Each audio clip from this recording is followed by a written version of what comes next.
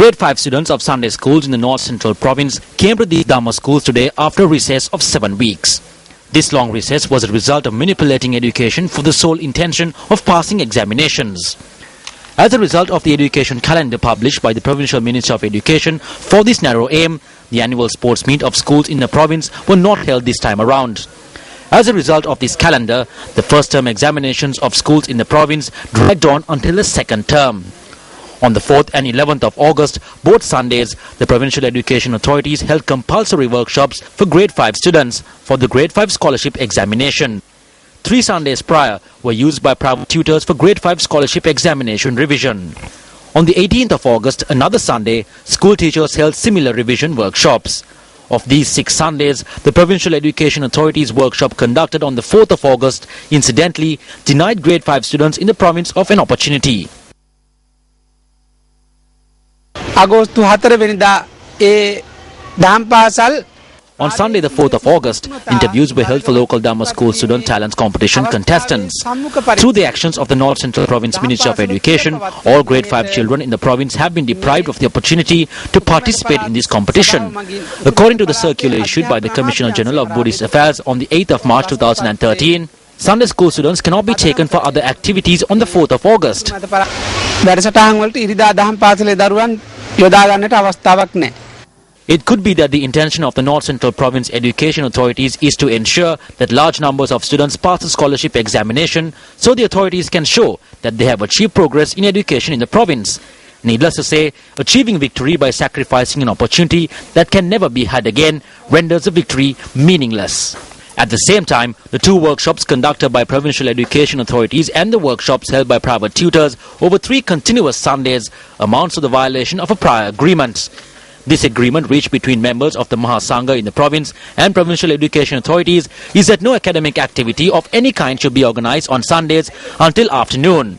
Shouldn't action be taken to ensure that this agreement, whose violation led to over 4,700 children in the North Central Province being deprived of an important opportunity bound with Dhamma education, is published as an official written document which will prevent it from being violated in the future?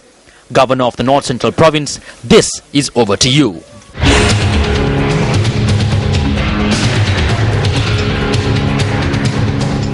Family Fiesta organised by News First, Sports First, Youth First and Kids First was held at Beach Park, Negombo throughout yesterday, bringing new experiences to the public.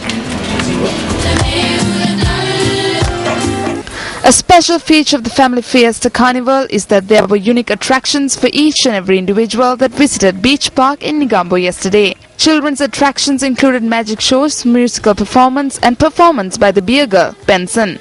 Participants in the children's art competition were given certificates while prizes were presented to the winners.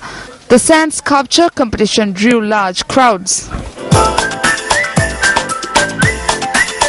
32 teams from across the island participated in the beach volleyball tournament organized by Sports First. A special training program on fashion design was held for participants in the Miss Teen and Mr. Handsome contests prior to the pageant. Daisy girl.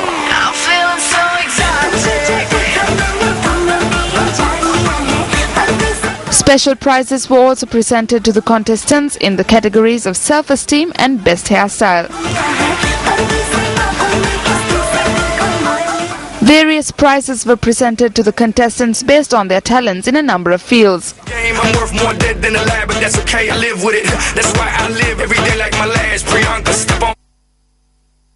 The Sri Lanka Ports Authority team emerged third in the beach volleyball tournament held throughout the day, while the Sri Lanka Navy team emerged second. The Sri Lanka Air Force team emerged first in the competition, beating the Navy team 2-1 in the final match. Asanka Pradeep, representing the SLA, was adjudged the most valuable player. A number of singing sensations added colour to the Family Fiesta Carnival in the evening.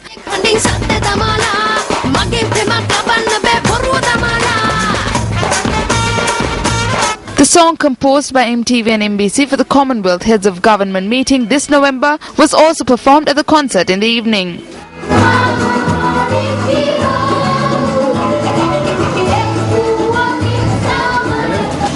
Professor Dilip Chandralal of Okinawa University in Japan says that there is a dire need at present to design Sri Lanka creatively through new eyes. And he made this statement at an event held in Colombo yesterday. This event was held to launch a book on redesigning Sri Lanka through social lessons from Japan, authored by Deputy Vice Chancellor and Professor of the International Communications Unit of the University of Okinawa in Japan, Dilip Chandralal. A calligraphy workshop was also held parallel to the book launch.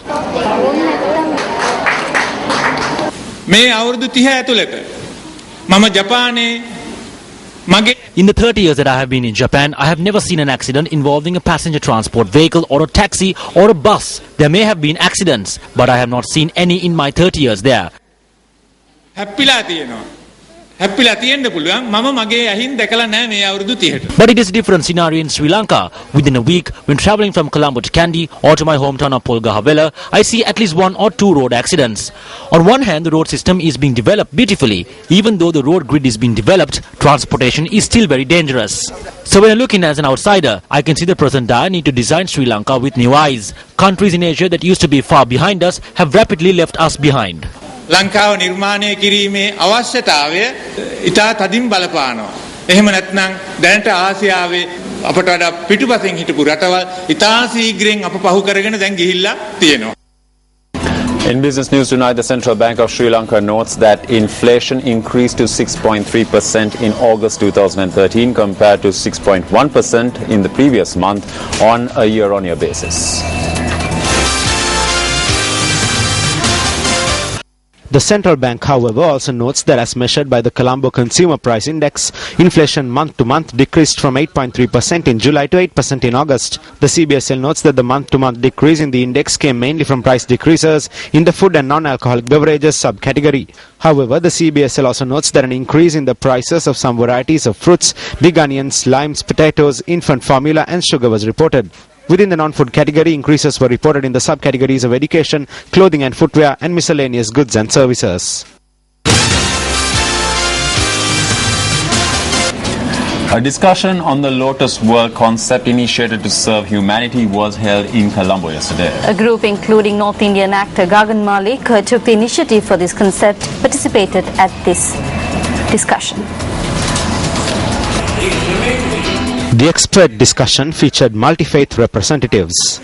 We would like to make Sri Lanka a single family country, to bring everyone on the common platform. So we are discussing the things, how to go about it. We have people from all the religions to discuss about it, and so that we can get good results. I really want to serve the humanity in a certain way. So I found Lotus World. I think Lotus World will be the right way to help or to serve the humanity. The initiative for the Lotus World concept was taken by Gagan Malik and other actors and actresses from the film. We believe that they will be able to take this concept forward and be able to bring peace and goodwill to the world. A News First You Report workshop was held at the Matale Town Hall today with the participation of a large number of citizen journalists and amateurs from the Central Province. This is the third provincial workshop conducted for News First You Report, the largest and growing citizen journalism network in the country. News First You Report, launched under the theme You See It, You Report It, is also the country's first citizen journalism initiative. Over 10,000 aspiring citizen journalists have registered with News First You Report. Young men and women hailing from numerous areas in the Central Province registered for News First You Report today. Resource personnel from News First imparted their knowledge on media and communications, news reporting and citizen journalism to the participants at today's workshop. I would like to let everyone know about the problems and shortcomings in our area. Therefore, a workshop like this is very useful. We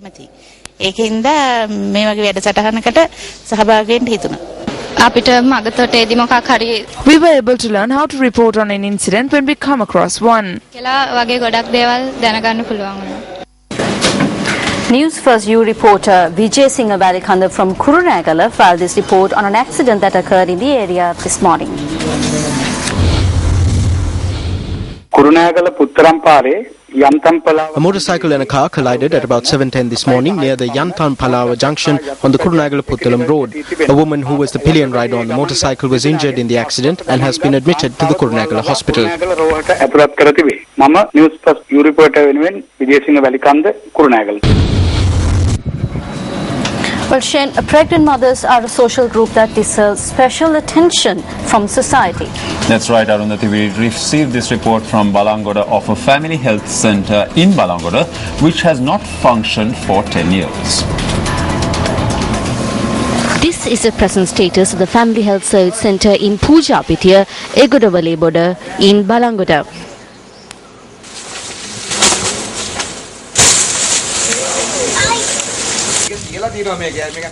Area residents say the building is in a state of extreme ruin. This building was used to provide clinical services for pregnant mothers from a number of villages including Alkanta, Watukanda, Halwaturakanda, Alankara Pangua, Polwatta, Sitalagala Pujapitiya, Mahatunkanda and Alagolla. However, as the building has been shut down for about 10 years now, these people are facing numerous hardships. We have to take our children and travel miles to weigh them and obtain 3 posha. We have to travel about 5 kilometers to the Rasagala hospital for vaccinations. About 2,000 to 2,500 families used to visit this family health service centre. But since this fell into ruin, the mothers have now secured a private location and the clinic is being operated from there. People from afar must travel to the Rakshagala Centre for medication. Our camera captured the fate that has befallen this centre as a result of non-usage over the years. Area residents say that although they have informed authorities of the situation here, they are yet to receive a proper response. Although promises were made prior to this that solutions would be provided, there has been no response. We ask that they consider our worries and hardships and resolve this problem for us.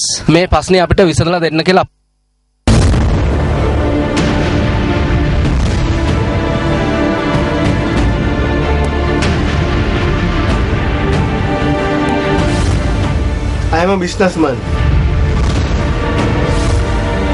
I am also a News First U reporter. Register now 0114 896 896. News First, you report. You see it, you report it.